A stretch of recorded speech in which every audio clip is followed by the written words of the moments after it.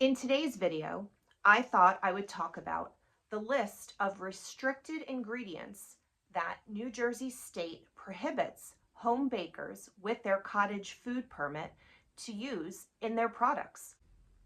The list is surprisingly long. After all, it's all about the customer's safety. New Jersey State wants to ensure that the products we're baking and cooking at home are shelf stable. That is, that they're non-TCS foods. And I'll explain that definition on the next slide.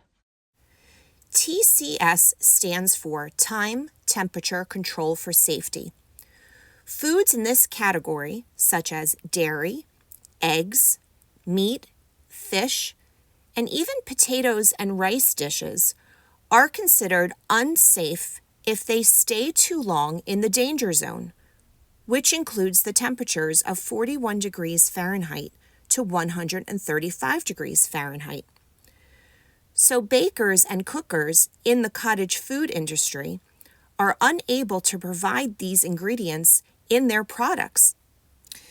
This is why if a home baker wishes to use products on the restricted list, they're required to have it tested at a food safety lab to ensure that it is in fact shelf stable and able to be in that danger zone without risking bacteria growth.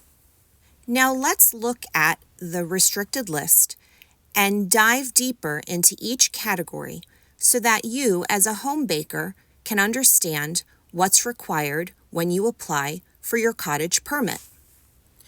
This prohibited ingredients list includes things like cream, sour cream, custard, even fresh herbs, pumpkin, sweet potatoes, and certainly alcohol and CBD.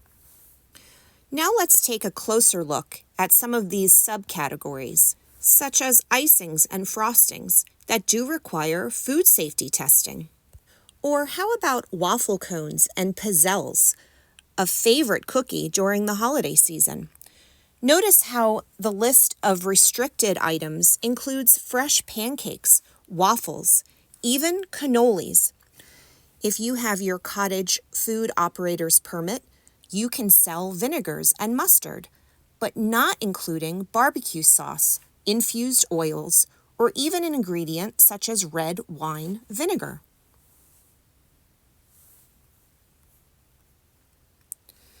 You may offer roasted coffee and dried tea, but notice how this does not include liquid beverages, fresh herbs and flowers, or dried herbs and flowers that you've foraged or grown. A popular item these days is popcorn and caramel corn, and you can include chocolate and cheese powder, but you cannot include liquid toppings such as cheese or coatings that contain unimproved ingredients.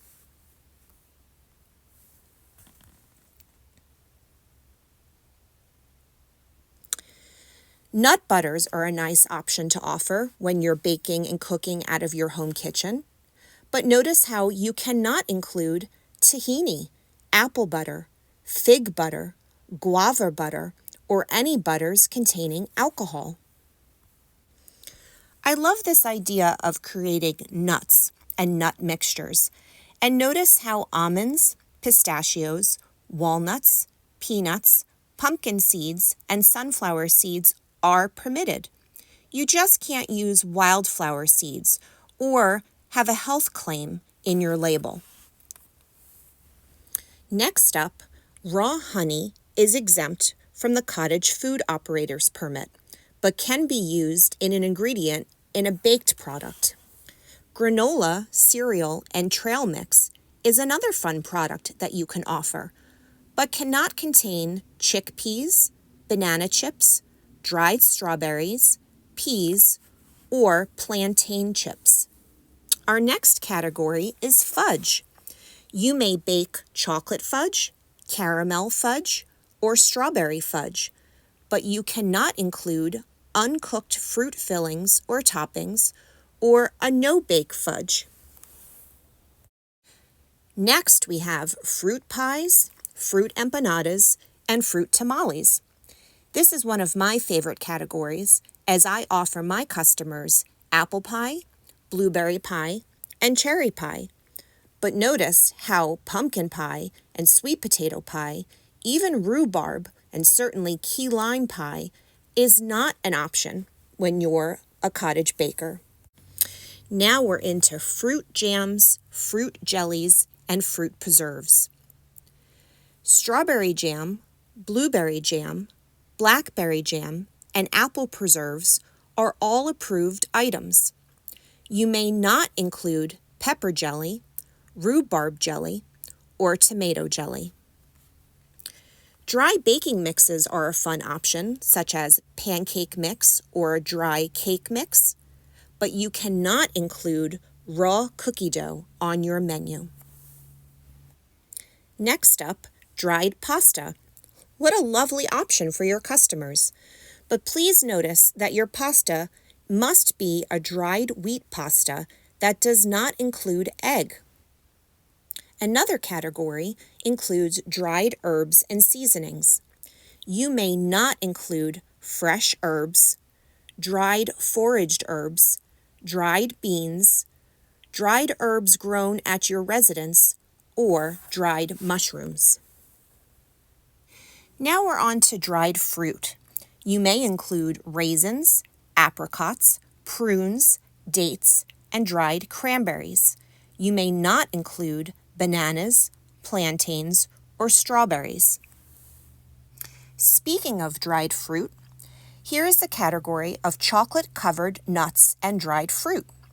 You may include chocolate-covered raisins, dried apricots, prunes, dates, and dried cranberries.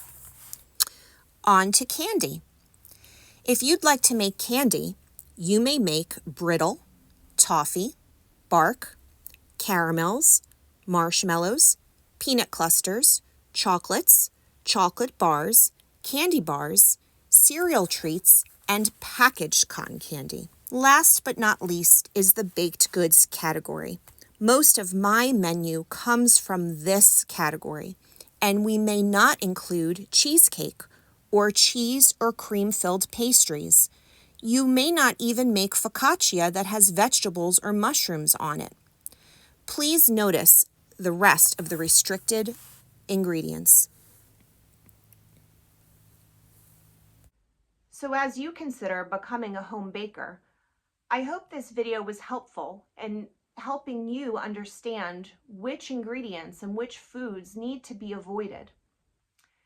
If you do have a recipe that you would like to submit to the state, for instance, buttercream frosting, which ends up being a popular one, you are required to submit that product to a food safety testing lab.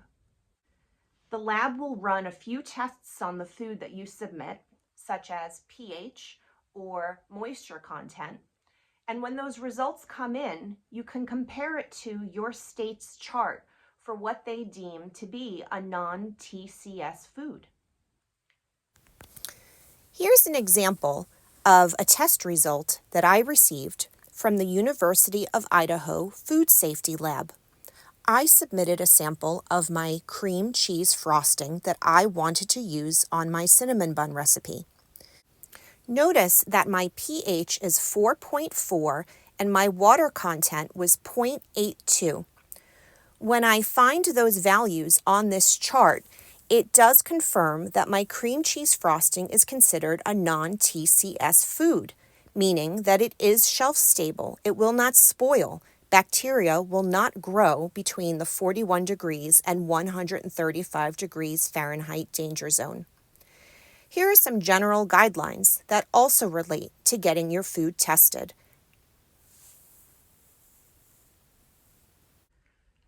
Thanks for watching The Crooked Spoon. I'll see you in the next video.